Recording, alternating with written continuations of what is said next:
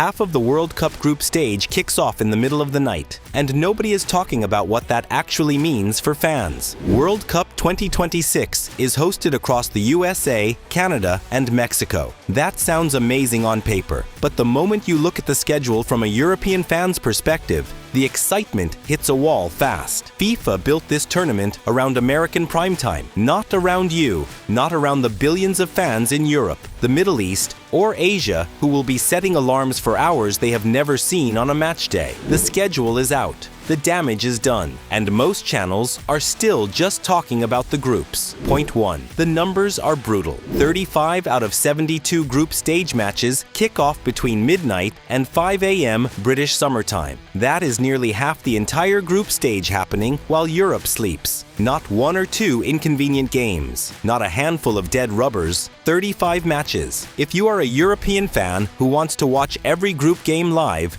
you are signing up for weeks of sleep deprivation. Your body will feel this before the knockout rounds even begin. This is not a minor scheduling inconvenience. This is FIFA choosing broadcast revenue in North America over the global fan base that built this sport into what it is today. Point 2. San Francisco is the worst venue on the schedule. 5 distinct 5 a.m. kickoffs are tied to the San Francisco Bay Area. 5. That means 5 separate mornings where European fans need to be awake, alert, and emotionally invested before the sun comes up. San Francisco sits in the Pacific time zone, 8 hours behind the UK. There is no good solution. You either sleep and miss the match live, or you stay up and destroy your week. For fans in Central and Eastern Europe, add another 1 to 2 hours on top of that. Some games will kick off at 6 or 7 a.m. local time. That is not a football schedule. That is a punishment. Point 3. Not every game suffers equally. England versus Croatia kicks off at 10 p.m. British summertime. Dallas local time is 3 p.m., which is perfect for American viewers. That game works for Europe.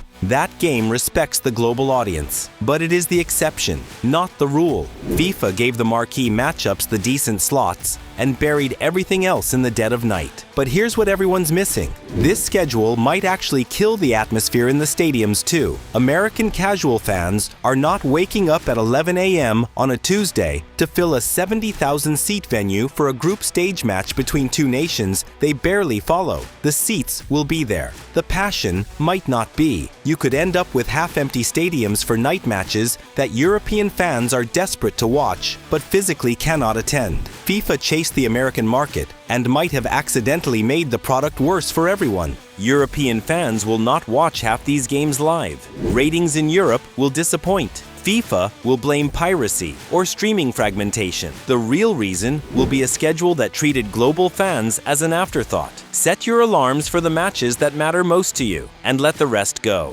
Trying to watch everything live will break you before the quarterfinals. Subscribe if you want the full World Cup 2026 breakdown. We are covering every angle before the tournament starts. Next video, is the US MNT midfield built to survive the group stage? See you there.